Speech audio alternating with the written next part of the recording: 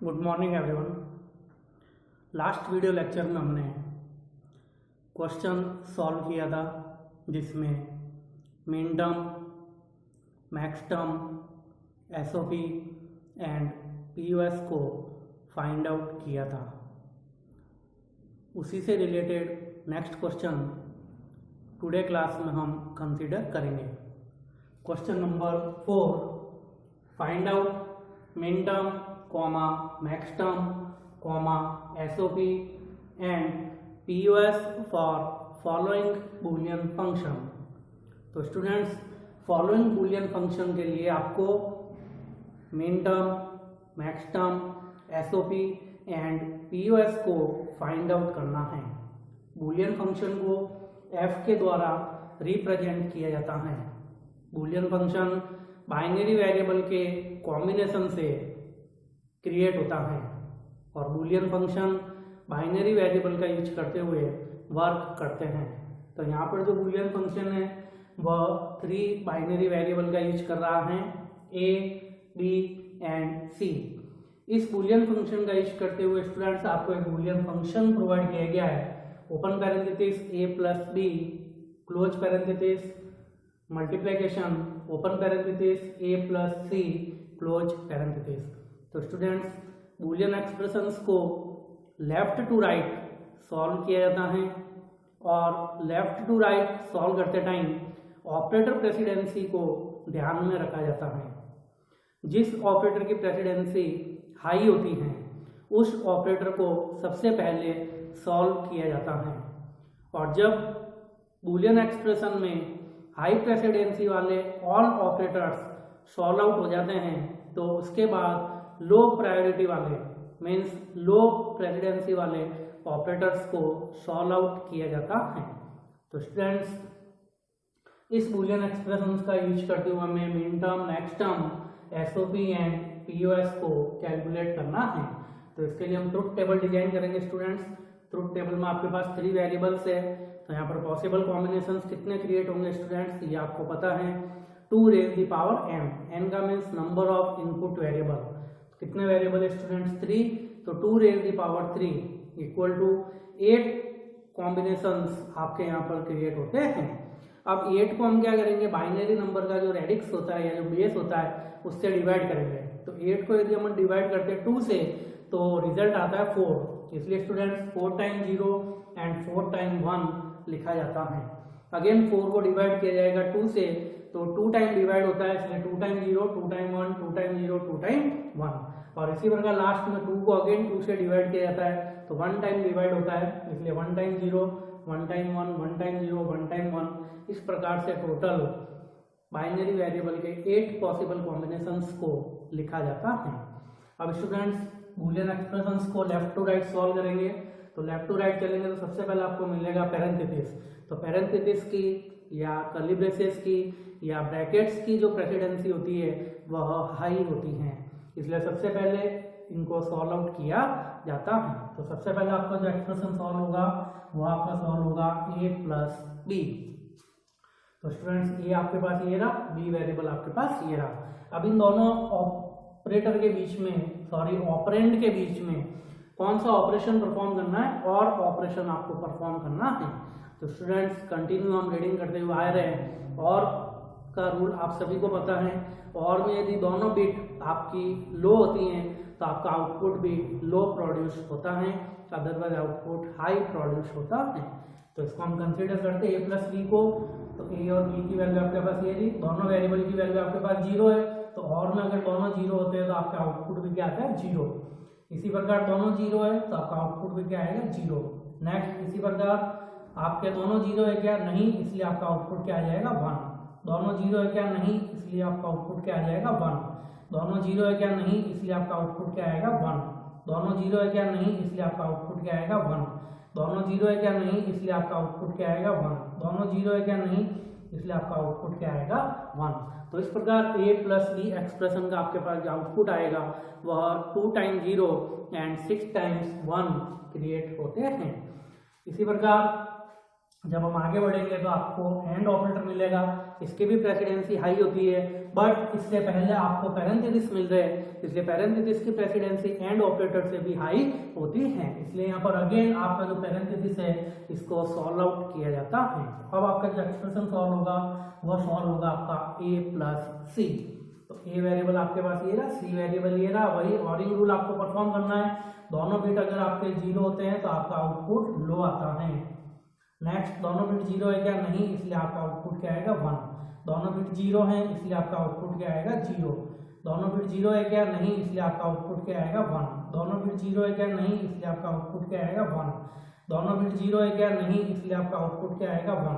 दोनों बिट 0 है क्या? नहीं, इसलिए आपका आउटपुट क्या आएगा? 1। और दोनों बिट 0 है क्या? नहीं, इसलिए आपका आउटपुट क्या आएगा? 1। तो इस प्रकार a plus C Boolean expression के लिए आपका जो रिजल्ट आएगा वो आएगा 0 1 0 और 5 टाइम्स 1 क्रिएट होता है। अब हमने बूलियन एक्सप्रेशन में first expression a plus B हमने सॉल्व कर दिया है, इसी प्रकार सेकंड एक्सप्रेशन भी हमने सॉल्व कर दिया है a प्लस सी।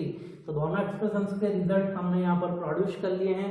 अब इन दोनों एक्सप्रेशंस के बीच में कौन सा ऑपरेशन आपको परफॉर्म करना है?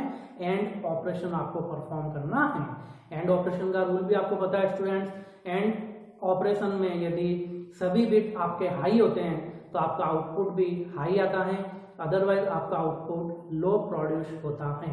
तो हाई के लिए स्टूडेंट्स 1 राइट किया जाता है और लो के लिए 0 राइट किया जाता है।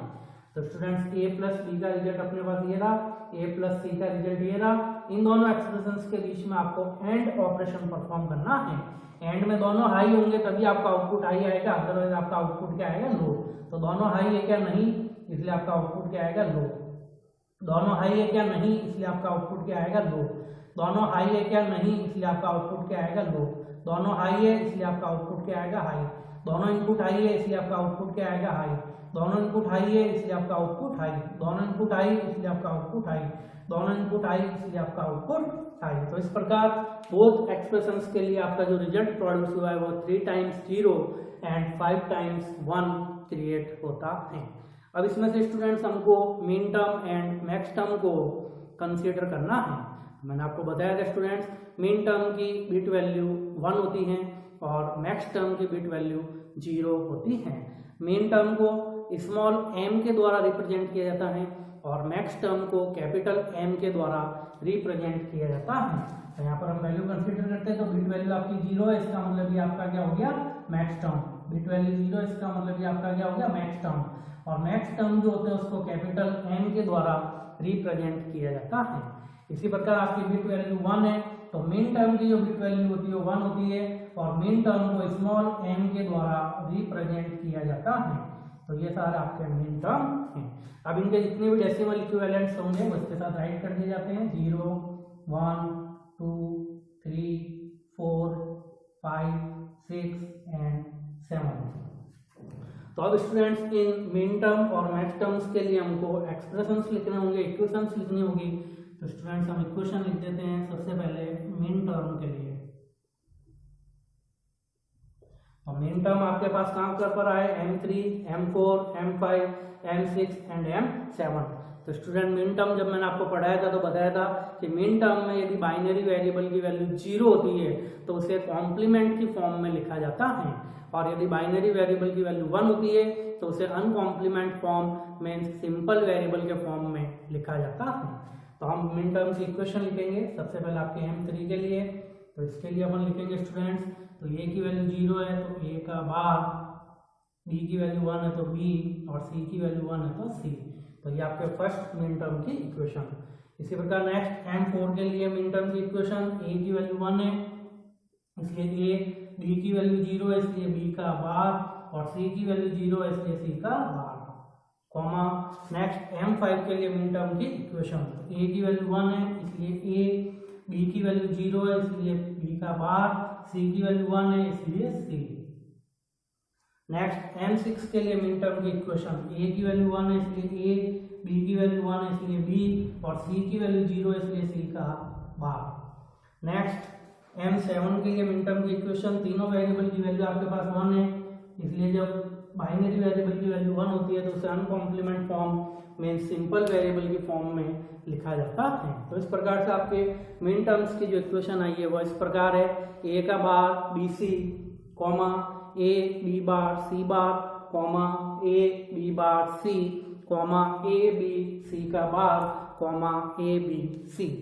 अब स्टूडेंट्स जितनी भी हमको मिन टर्म प्राप्त होती है मीन्स प्रोडक्ट टर्म्स प्राप्त होते हैं, तो स्टूडेंट्स यदि हम फर्स्ट टर्म की बात करते हैं तो इन सभी वेरिएबल्स के बीच में आपका क्या हो रहा है, मल्टीप्लिकेशन ऑपरेशन परफॉर्म हो रहा है, इसलिए आपकी क्या कहलाएगी, प्रोडक्ट टर्म्स। तो जब दो या दो से अधिक प्रोडक्ट टर्म्स का लॉजिकली सम किया जाता है तो उसे सम ऑफ प्रोडक्ट कहा जाता है। तो मिन टर्म का यूज करते हुए क्या किया जाता है, सम ऑफ प्रोडक्ट को कंसीडर किया जाता है। तो स्टूडेंट डेफिनेशन मैंने आपको बता दी, दो या दो से अधिक मिन टर्म्स या प्रोडक्ट टर्म्स को आपस में क्या किया जाएगा, सम किया जाता है, तो उसे सम ऑफ प्रोडक्ट कहा जाता है। तो जितनी भी आपकी टर्म्स होगी ए का बार बी सी, इन प्रोडक्ट टर्म्स का आपस में क्या कर दिया जाएगा, लॉजिकली सम कर दिया जाता है। ए बी का बार सी का बार प्लस ए बी का bar C plus A B C का बार प्लस ए बी सी। तो इस प्रकार जब सभी प्रोडक्ट टर्म्स का लॉजिकली सम किया जाता है तो उसे सम ऑफ प्रोडक्ट कहा जाता है। तो सम ऑफ प्रोडक्ट्स की इक्वेशन इस प्रकार है स्टूडेंट्स, ए का bar B C plus A B का बार सी का बार प्लस ए बी का bar C plus A B C का बार प्लस ए बी सी। तो ये स्टूडेंट्स हमने मिन टर्म एंड एसओपी को कंसीडर किया है। इसी प्रकार हम मैक्स टर्म की इक्वेशंस को कंसीडर करते हैं स्टूडेंट। मैक्स टर्म, तो मैक्स टर्म को कैपिटल एम के द्वारा रिप्रेजेंट किया जाता है और मैक्स टर्म जो होता है वो मिन टर्म का जस्ट ऑपोजिट होता है। मीन्स मिन टर्म में हमने क्या किया था, अगर वेरिएबल की वैल्यू 0 है तो उसे कॉम्प्लीमेंट की फॉर्म में लिखा था। तो यहाँ पर क्या करेंगे, मैक्स टर्म में अगर वेरिएबल की वैल्यू 0 है तो उसको अनकॉम्प्लीमेंटेड फॉर्म में सिंपल वेरिएबल की फॉर्म में लिखना है। और मिन टर्म में हमने क्या किया था कि बाइनरी वेरिएबल की वैल्यू 1 है तो उसे अनकॉम्प्लीमेंट फॉर्म में सिंपल वेरिएबल की फॉर्म में लिखा था। तो अगर मैक्स टर्म में बाइनरी वेरिएबल की वैल्यू 1 होती है तो उसे कॉम्प्लीमेंट की फॉर्म में लिखा जाता है। तो स्टूडेंट मैक्स टर्म्स के लिए हम इक्वेशंस लिखते हैं। सबसे पहले मैक्स टर्म आपके पास m0, तो a की वैल्यू 0, b की वैल्यू 0, c की वैल्यू 0। तो इसको हमने अभी बताया students uncomplemented form means simple variable की फॉर्म में लिखा जाता है। तो सिंपल वेरिएबल की फॉर्म में लिखेंगे तो आ जाएगा आपका a plus b plus c। इसी प्रकार सेकंड मैक्स टर्म के लिए इक्वेशन लिखेंगे, a की वैल्यू 0 है तो a प्लस b की वैल्यू 0 है तो b प्लस c की वैल्यू 1 आपके पास तो c का बार कॉमा। तो अभी मैंने आपको बताया मैक्स टर्म में अगर बाइनरी वेरिएबल की वैल्यू स्टूडेंट 0 होती है तो उसे अनकॉम्प्लीमेंटेड फॉर्म में सिंपल वेरिएबल की फॉर्म में लिखा जाता है, और यदि बाइनरी वेरिएबल की वैल्यू 1 होती है तो उसे कॉम्प्लीमेंट फॉर्म में लिखा जाता है। इसी प्रकार m2 के लिए इक्वेशन, a की वैल्यू आपके पास 0 है तो a प्लस b की वैल्यू आपके पास 1 है तो b का बार प्लस c की वैल्यू आपके पास 0 है इसलिए c। तो इस प्रकार स्टूडेंट मैक्स टर्म की जो इक्वेशन है वो इस प्रकार है, a plus B plus C comma a plus B plus C का bar comma a plus B का बार प्लस c। अब स्टूडेंट्स मैक्स टर्म्स जो होती है इसमें क्या होता है, जितने भी आपके सम टर्म्स होती है उन सभी सम टर्म्स का यदि आपस में क्या कर दिया जाता है, लॉजिकली प्रोडक्ट या मल्टीप्लाई कर दिया जाता है तो उसे प्रोडक्ट ऑफ सम कहा जाता है। तो प्रोडक्ट ऑफ सम जो होता है उसे मैक्स टर्म के द्वारा कंसीडर किया जाता है। तो मैक्स टर्म में जितने भी आपके पास सम टर्म्स होगी उन सभी सम टर्म्स का आपस में क्या कर दिया जाएगा, लॉजिकली मल्टीप्लाई कर दिया जाता है, जिसे प्रोडक्ट ऑफ सम कहा जाता है। तो इसमें क्या होगा, जितनी भी सम टर्म्स होगी a प्लस बी प्लस सी, तो ये आपकी पूरी सम टर्म्स है, इन सम टर्म्स का आपस में क्या कर दिया जाएगा, लॉजिकली मल्टीप्लिकेशन ऑपरेशन परफॉर्म कर दिया जाता है। Next equation a plus B plus C का बार, इसका भी सम टर्म्स का वापस logical multiplication a plus B का बार प्लस सी। तो इस प्रकार से स्टूडेंट्स आपके पास प्रोडक्ट ऑफ सम का जो रिजल्ट आएगा वो आएगा open parenthesis A plus B plus C close parenthesis multiplication, जिसे आप प्रोडक्ट भी रीड कर सकते हैं, open parenthesis A plus B plus C का bar close parenthesis multiplication open parenthesis A plus B का bar plus C close parenthesis.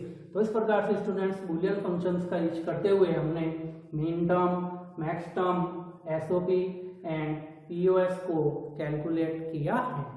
तो student इस प्रकार बूलियन फंक्शंस का यूज करते हुए कुछ रिजल्ट्स हम कंसीडर कर सकते हैं। नेक्स्ट क्लास में हम देखेंगे कि अगर हम इतनी बड़ी प्रोसेस यूज में नहीं ले और इसको एक मिनिमाइज फॉर्म में मीन्स शॉर्ट फॉर्म में कंसीडर करना चाहते हैं तो उसको किस प्रकार किया जाता है। तो स्टूडेंट्स ये भी हमने टॉपिक पढ़ रखा है कि अगर बूलियन फंक्शंस को एक मिनिमाइज करना होता है तब हम के मैप का यूज करते हैं। तो कार्नफ मैप का यूज करते हुए हम क्या करेंगे, इसको बूलियन फंक्शंस के अकॉर्डिंग उनकी वैल्यूज को के मैप में ड्रॉ करेंगे और उसके अकॉर्डिंग आपके जो भी रिजल्ट्स होंगे एसओपी और पीएस के उसको फाइंड आउट करते हैं। नेक्स्ट क्लास में इसी से रिलेटेड नेक्स्ट क्वेश्चन हम कंसीडर करेंगे। Thank you.